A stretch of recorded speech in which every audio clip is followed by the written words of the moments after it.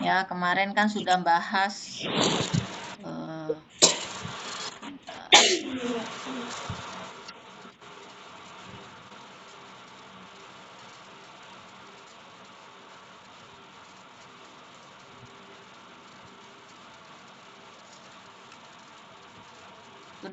tentang sifat biologi tanah, ya.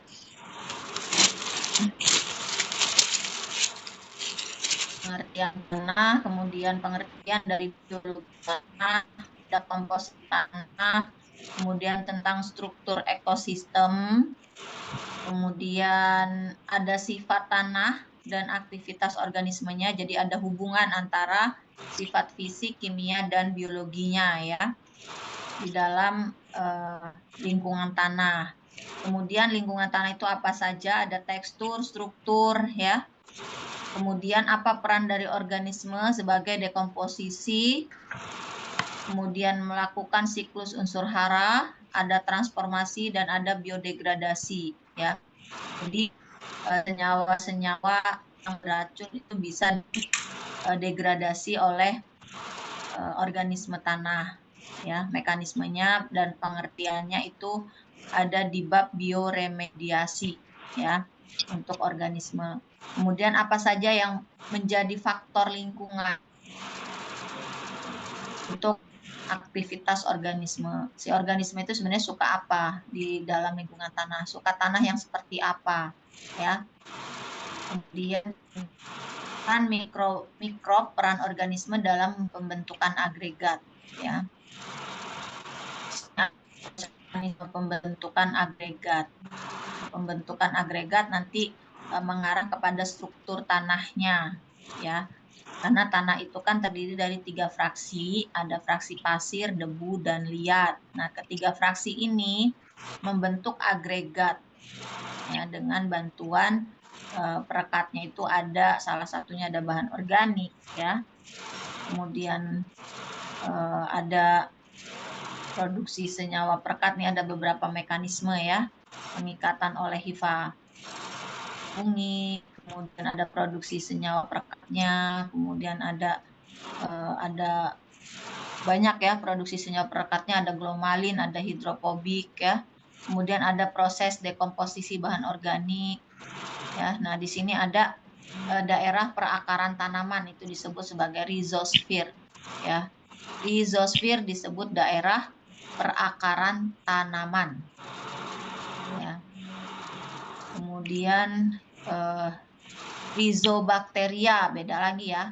Rhizobacteria berarti bakteri yang hidup di sekitar perakaran tanaman ya.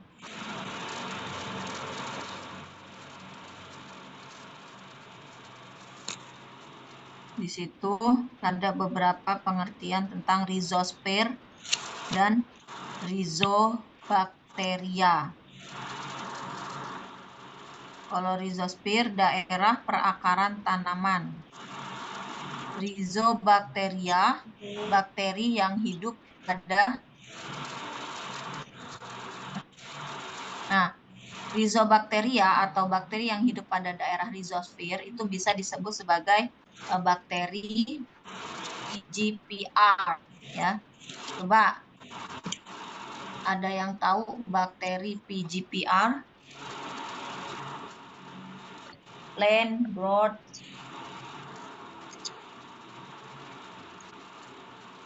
Siapa yang tahu? Bentar. Plant growth.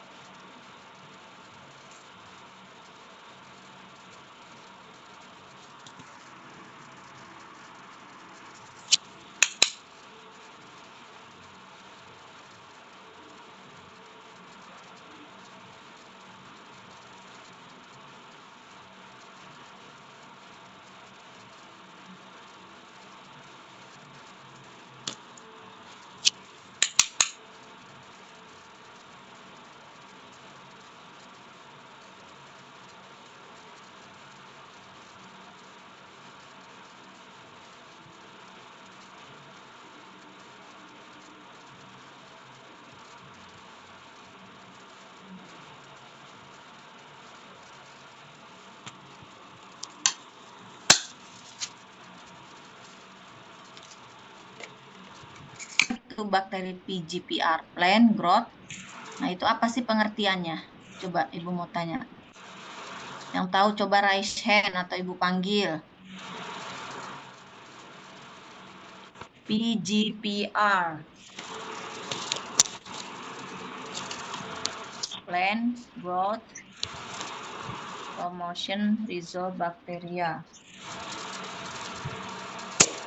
Ahmad Taufikul. Silakan Ahmad. Oke, terima kasih kesempatannya. Jadi yang saya dapatkan dari mencari tahu, PGPR itu adalah singkatan dari Plant Growth Promoting Rhizobacteria, yaitu kelompok bakteri yang menguntungkan yang hidup di sekitar zona perakaran tanaman. Itu fungsinya kayak membantu meningkatkan pertumbuhan baik secara langsung maupun tidak langsung. PGPR ini jadi ngasih pupuk hayati multifungsi yang bisa memacu pertumbuhan yang bisa memacu pertumbuhan tanaman. Ya. Suaranya putus-putus, Taufik. Iya, Ibu, betul. Oke. Kenapa ya? Halo? Hilang. Ahmad, suaranya putus-putus. Ahmad, menghilang ya. Oke. Sudah bagus ya tadi Ahmad menjelaskan bakteri PGPR. Coba ada yang mau lagi nggak mencoba menjelaskan terkait bakteri PGPR? Silahkan.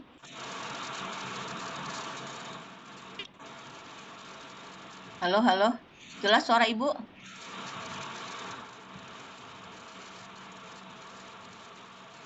Coba Ibu minta untuk menjelaskan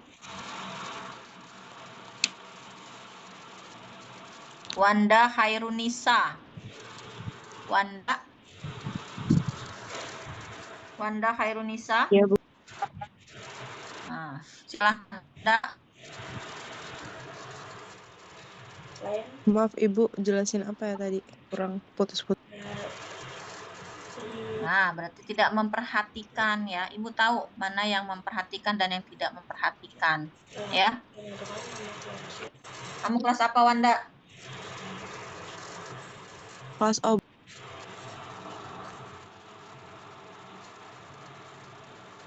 Coba Resti Putri W.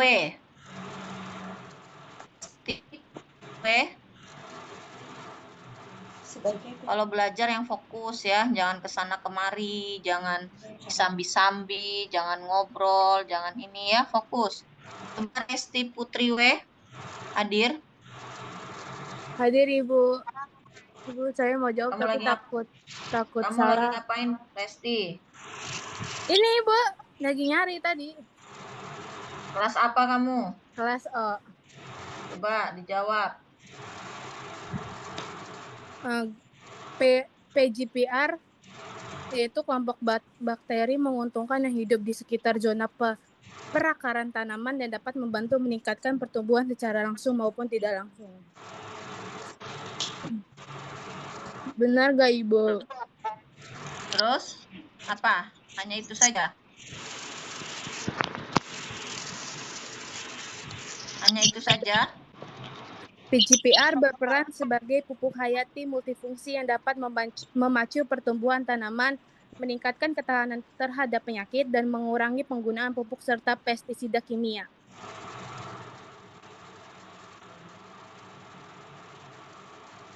Oke.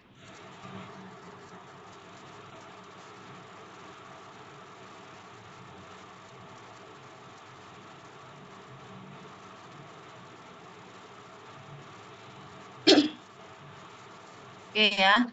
Jadi sudah paham ya. Jadi ada bakteri yang hidup di daerah rhizosphere disebut sebagai Rhizobacteria atau bakteri namanya bakteri PGPR ya yang dapat mendukung pertumbuhan tanaman. Nah, bakteri PGPR ini dia bisa menghasilkan hormon ya, hormon tumbuhan. Bisa menghasilkan, coba ada yang bisa menjelaskan kalau bakteri PGPR ini bisa membantu dalam proses hormon auksin, giberelin, dan sitokinin. Ya, ada nggak di situ? Siapa yang bisa menjawab?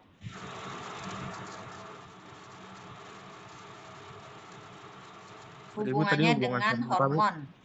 Ya, Hormonnya, ya Bu. hubungannya dengan hormon ada sitokinin, giberelin. Ini siapa yang jawab ini? Mana Raisen?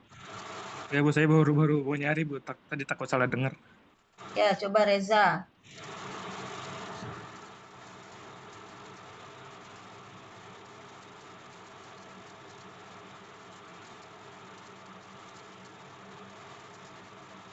Bagaimana Reza?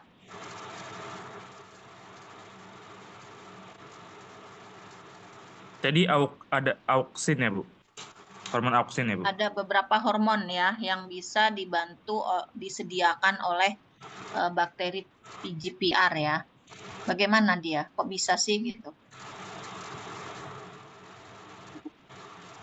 Bagaimana Reza?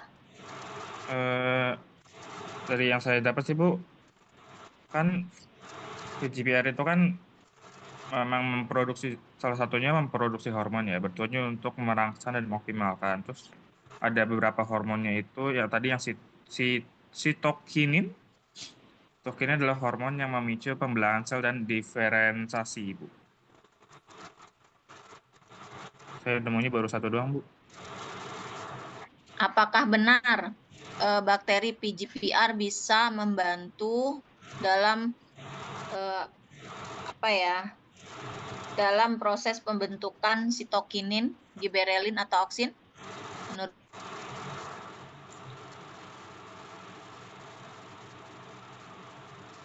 gimana Reza? Iya, Bu. Dari saya yang temukan ada beberapa hormon yang dibentuk sih, Bu. Salah satu. Oke ya, nanti silakan dipelajari tentang bakteri PGPR ya. Bakteri yang hidup di sekitar perakaran tanaman. Ya. Gunanya untuk mendukung pertumbuhan tanaman ya, plant growth promotion PGPR, plant growth promotion rhizobakteri. Jadi bakteri perakaran yang mampu mendukung pertumbuhan tanaman ya, namanya PGPR ya. Sedangkan rhizobacteria, nah bakteri yang hidup pada rhizosphere. Rhizosphere daerah perakaran tanaman, itu istilah-istilahnya ya dalam biologi tanah, khususnya untuk organisme yang bersifat mikroskopik ya. Ini sudah tadi ya. Nah, di sini ada perakaran ya, root perakaran, rhizoplan. Ternyata banyak ya pengertian. Rhizoplan. Nah, rhizoplan ini apa pengertiannya? Rhizosphere kan daerah, nih daerah sekitar perakaran ya, rhizosphere. Nih, bedanya dengan rhizoplan apa? Kalau rhizoplan apa rhizoplan?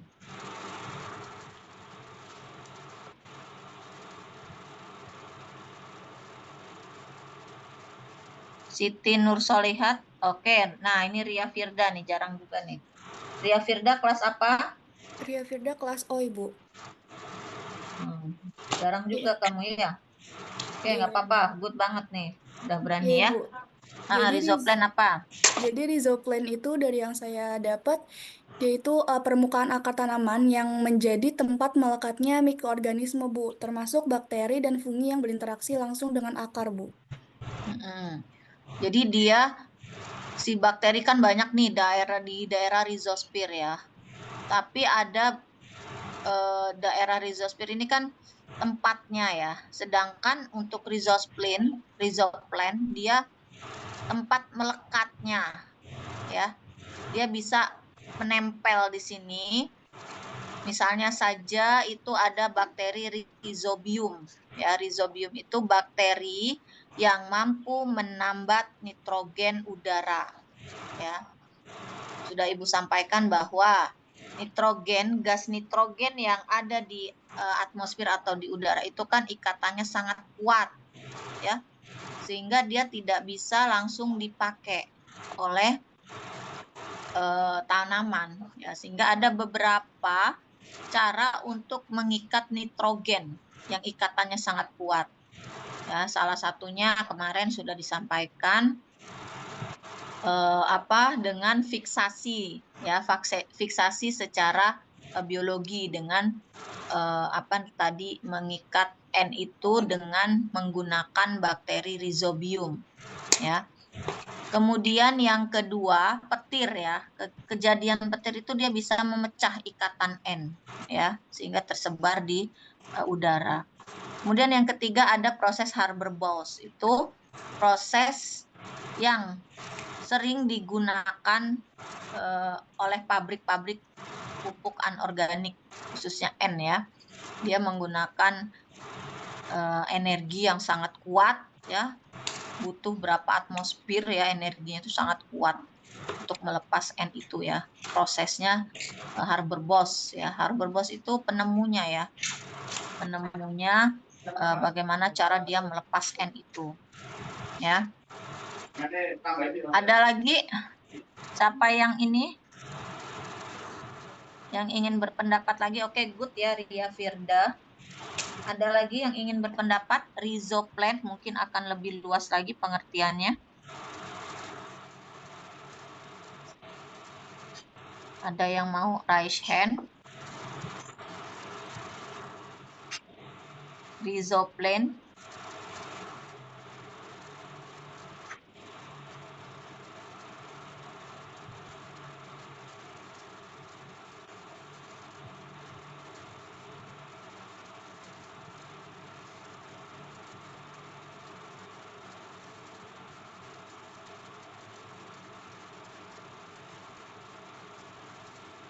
Tidak ada ya. Jadi silakan pengertian ini dipelajari ya.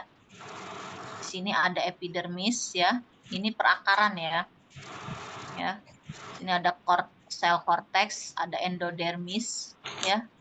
Ini daerah perakaran, ada xilem, ada phloem ya, phloem. Nah, di sini rhizobakteri itu ada yang bersifat netral, ada yang bersifat merugikan, dan ada yang bersifat menguntungkan. Jadi bakteri-bakteri di dalam tanah itu ada yang bersifat toksik, ada yang bersifat menguntungkan, tapi lebih banyak yang bersifat menguntungkan. Kenapa? Karena bakteri-bakteri yang telah diidentifikasi itu dia pertumbuhannya sangat cepat. Ya, jadi kalah yang merugikan ya. Seperti itu. Nah, di sini rhizobakteri adalah kelompok bakteri yang berasosiasi dengan akar tanaman dan mempengaruhi pertumbuhan tanaman. Ini tadi yang disebut sebagai bakteri PGPR ya.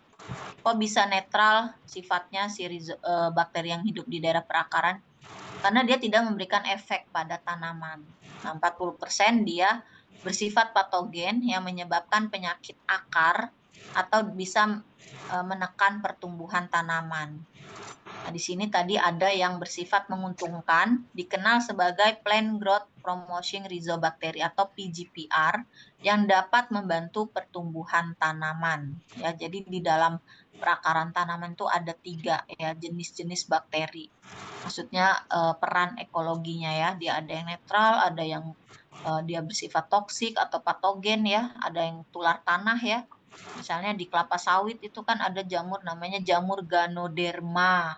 Ya, itu yang masih sekarang isu besar yang masih dicoba terus penelitian untuk mengatasi Ganoderma di perkebunan kelapa sawit ya.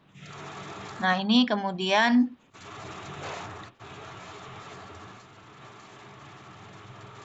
mikroba tidak menguntungkan ya. Nah, jadi kalau teman-teman memberikan kompos yang tidak matang ya, dia jadi sebagai patogen ya, tumbuh jamur seperti itu ya, tidak terurai. Nah, jadi upayakan kita memberikan kompos itu yang matang. Nah, ciri-ciri kompos yang matang itu seperti apa ya? Seperti tanah segar, bau sudah tidak berbau, kadar airnya sudah tidak terlalu banyak, seperti itu ya. Jadi kita harus paham ya. Jadi tidak semua bahan organik segar itu tidak semua bahan organik itu bersifat menguntungkan, tergantung. Kalau misalnya bahan organiknya tidak matang ya, dia akan menimbulkan patogen tanah tadi ya, ada timbul jamur, kemudian ada belum terdekomposisi sehingga terjadi proses imobilisasi hara dan sebagainya ya. Nanti teman-teman baca terkait dengan rhizosphere, bakteri yang ada di sekitar perakaran tanaman. Kita lanjut, ini ngebut saja sudah 755. Komponennya biologi tanah itu kan ada yang berukuran mikro ya, ada yang berukuran meso. Ini mikro kita tahu ya, bakteri, jamur, alga ya, ini yang bisa kita amati di dalam bisa kita amati di mikroskop ya. Mikroskop karena ukurannya sangat kecil, kurang dari 0,1 mm ya. Kita tidak bisa melihat jika tidak dibantu oleh mikroskop. Kemudian di sini ada mesofauna. Kalau nanti dibaca-baca ya. Ini mesofauna nih. Ya, ukurannya lebih agak gede sedikit ya nih. Seperti ini ya. Ini di dalam bisa dilihat di mikroskop. Ini juga kolembola. Sini ada ekor pegas ya. Nah, ekor pegasnya ini mampu, kenapa disebut ekor pegas? Karena dia mampu melompat ya sejauh beberapa kilometer ya. Walaupun kecil ya, dia bisa melompat sejauh beberapa kilometer. Namanya kolembola. Nah, orang yang ahli kolembola di LIPI, dulu LIPI ya, mungkin sekarang BRIN dan mungkin beliau sudah pensiun, itu hanya satu ya yang ahli kolembola. Ya. Seperti itu. Bisa dipelajari terkait dengan mesofauna, ada hiperlinknya di situ ya. Kemudian yang di sini ada cacing tanah yang Ibu dulu sampaikan. Ini salah satu makrofauna ya. Ada cacing tanah, itu ada 3. Ada cacing yang bersifat epigeik, endogeik, aneseik ya.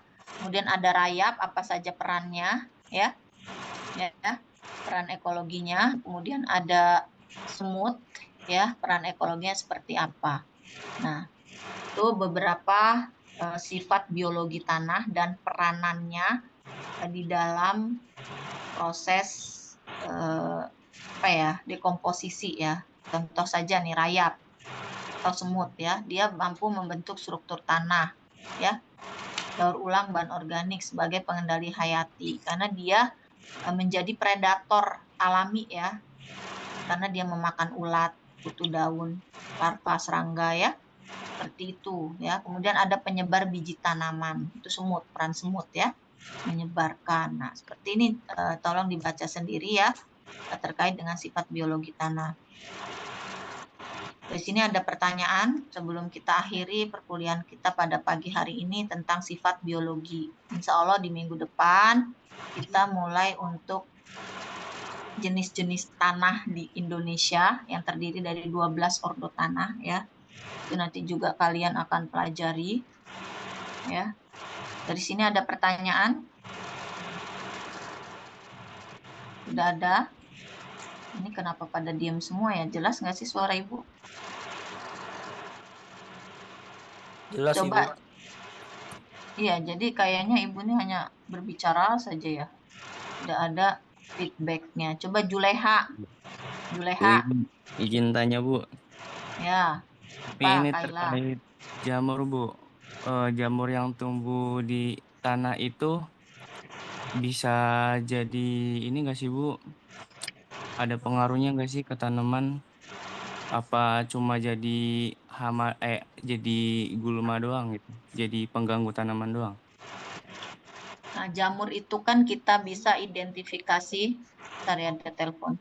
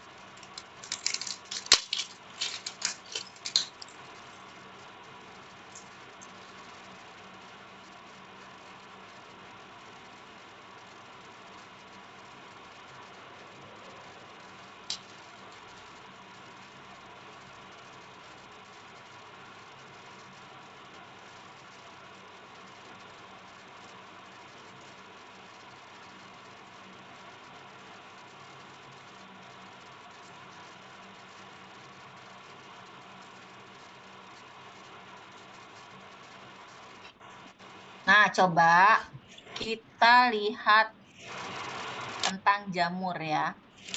Jamur itu kan ada yang berbentuk badan buah atau Basidiomycetes ya. Ada jamur yang dia tumbuhnya di pohon-pohon ya. Nah, coba kita lihat di sini. Apa peran jamur ya bagi pertumbuhan tanaman? Nah, kenapa jamur Ganoderma ya, dia bisa sebagai dibilang kalau hama enggak ya, hama ya, bukan hama kalau jamur ya. Kalau hama itu dia serangga ya. Kalau jamur itu dia sebagai penyakit tanaman ya. Coba kalian pelajari tentang Ganoderma. Ganoderma itu menjadi penyakit pangkal busuk batang pada kelapa sawit ya. Dan mereka itu muncul pada tanaman kelapa sawit yang sudah berumur ya. Nah, sudah sekitar 25 tahun, 20 tahun ya. Nah, kenapa dia menjadi penyakit pangkal busuk batang pada kelapa sawit? Karena si jamur ini kan dia mengurangi nutrisi ya. Kita kembalikan konsep bahwa di sekitar perakaran itu kan terjadi adanya kompetisi ya. Kompetisi hara, kompetisi ruang ya. Ruang itu apa maksudnya? Yaitu ada perebutan oksigen ya. Ada perebutan terjadi kompetisi lah karena saking banyaknya populasi di dalam tanah. Nah, di mana sifat-sifat kompetisi itu bisa kita atasi, kita bisa tambahkan ya. Dengan apa? Dengan memberikan nutrisi tambahan ya. Nah, misalnya Ganoderma, infonya Ganoderma ini masih dalam proses penelitian, itu bisa menggunakan misalnya bakteri ya, atau jamur mycorrhiza. Itu juga bisa membantu untuk mendukung pertumbuhan tanaman. Yaitu tadi, misalnya perannya mycorrhiza, dia kan bersifat simbiosis mutualisme pada tanaman ya. Dengan kita memberikan nutrisi lebih untuk tanaman, otomatis si tanamannya itu akan ya sama kayak kita ya. Misalnya kita kena penyakit ya, kita diberikan nutrisi ya, nutrisi yang banyak gitu kan dalam tubuh, ada vitamin. Nah, ada vitamin, ada tambahan ya vitamin lah, nutrisi ya. Ya, sehingga kita tubuhnya kuat ya untuk bisa melawan penyakit itu. Nah, ya. Seperti itu secara logikanya. Bagaimana? Tadi yang nanya siapa ya? Ahmad ya? Kaila. Bagaimana Kaila?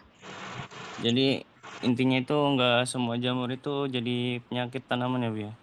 Ada Ya, jenis tadi kan Ibu sampaikan ada sekitar 40% menguntungkan dan ada 40% yang merugikan. Ya. Ya, Bu. Nah, caranya supaya kita bisa mengatasi yang merugikan tadi. Caranya bagaimana? Kita beri tambahan. Ya. Kita beri tambahan nutrisi misalnya pertama.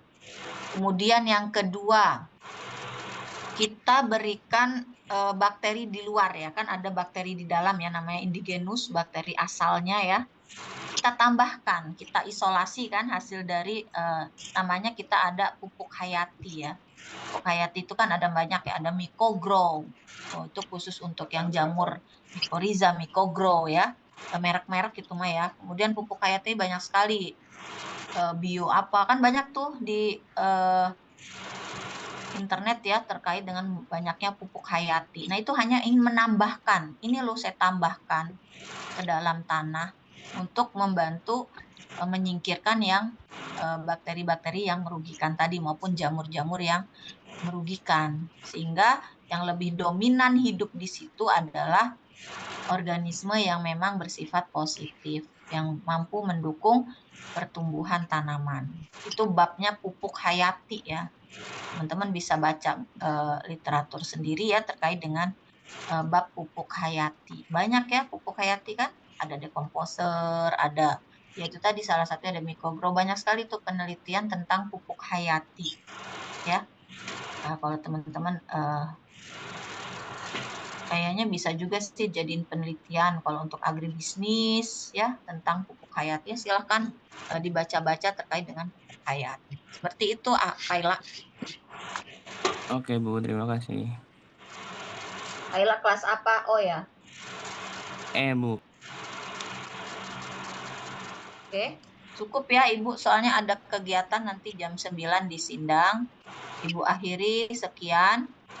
Wassalamualaikum warahmatullahi wabarakatuh. Waalaikumsalam warahmatullahi wabarakatuh. Terima kasih banyak Ibu. Terima kasih, Bu.